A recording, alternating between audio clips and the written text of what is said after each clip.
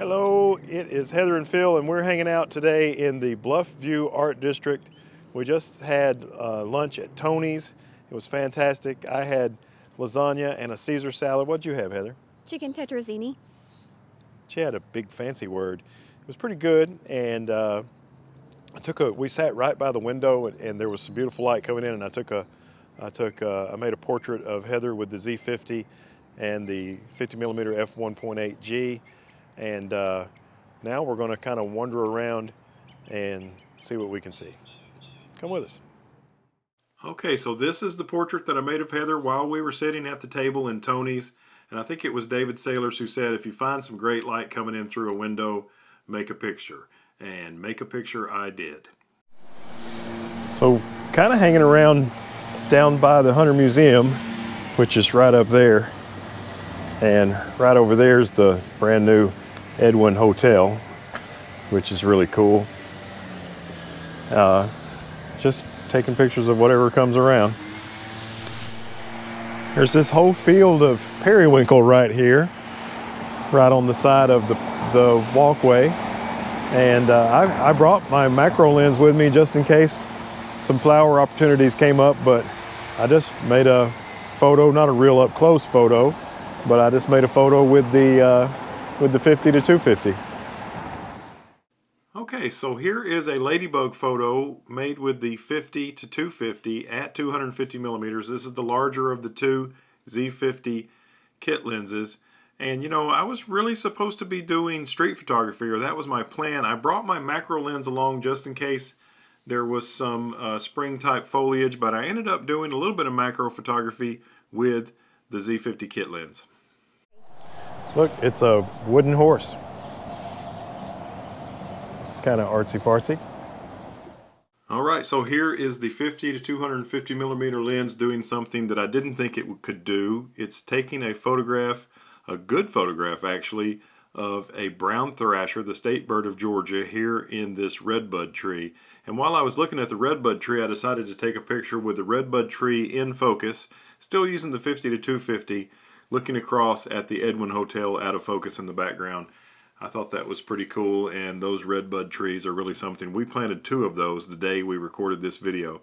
Now here, we started to walk across the Walnut Street Bridge, and this is a common grackle, and I'm not sure if you're familiar with these birds, but they make a certain sound, and when they make that sound, they fluff all up like this. So I just waited for the bird while I had it in my sights to make that sound, and when it did, I made the shot, and here is the common grackle shot. And now here at 50 millimeters instead of 250 like the last one, here's a photograph of Heather standing on the Walnut Street Bridge. And you can see why this is called the Bluff View Art District, because all 3 buildings of the Hunter Museum of Art are on top of this beautiful bluff with the Tennessee River down below. We've walked all the way across the Walnut Street pedestrian bridge now. Well, not all the way across, but we're over ground now instead of river.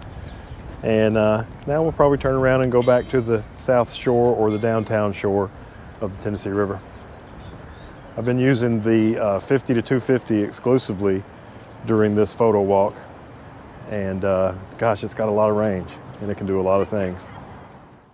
Before we started coming back across the bridge to where we started, I noticed a group of people and their dogs all going bananas, and actually 2 of the dogs were goats. It's the 2 that are in the Hawaiian shirts that are green and blue, and these people were walking their goats across the bridge. I got an up-close picture of one of the goats here, and they were really something. You would think a goat would be freaked out by a dog coming up to it, but apparently these goats have been raised around dogs and were completely comfortable in that situation. As we continued to make our way across the bridge, I stopped kind of near the middle and made this 16-shot panorama at 50 millimeters and 1/800th of a second of the John Ross Market Street Bridge as it crosses the Tennessee River. This is a functional drawbridge, although it's not used anymore for river traffic. And you can see the Tennessee Aquarium there, and up on the hill is Cameron Hill and the Blue Cross Blue Shield building. And as we come back across, you'll see the smoke or fog on the mountains in the distance. This is the second handheld panorama I've made of this bridge recently, and I really think it's beautiful. And as we made our way across, there was lots of people walking their dogs, and I thought this little puppy was extremely cute, and I made a photograph of it and its beautiful eyes, and I guess that's kind of a brindle color, I'm not sure. And then these two people, I guess it's a brother and sister, they had just wiped out, and I decided to take a picture of them, and just before I decided to take the picture, the little brother starts riding a wheelie, and before this is over, he crashes again. Well, we're back on the south side of the river, over dry land again. A little bit more going on over here, although Coolidge Park is over there and the North Shore is a really popular area. It's definitely more crowded over here near the new Edwin Hotel than it is on the other side right now. All right, we're heading back up towards the museum now. Managed to get a really cool picture of the busker who's behind me there at the beginning of the bridge, with the bridge all compressed behind it, or behind him. I really like the way this one turned out, this busker playing his guitar at the edge of the bridge. And I was only at 130 millimeters. I would have liked to have used some more of that 250 to compress the bridge even further, but 130 is what worked for the distance I was from the musician. Okay, Heather and I have been hanging around this periwinkle field here in front of the Hunter Museum of Art for, I don't know, 20 or 25, maybe 30 minutes. And we've been taking pictures of the periwinkles and of ladybugs and bees on the flowers. And also I found just thousands and thousands of tiny aphids on the flowers, and I made a couple of pictures of those. So if any of those come out, then I'll share them with you now.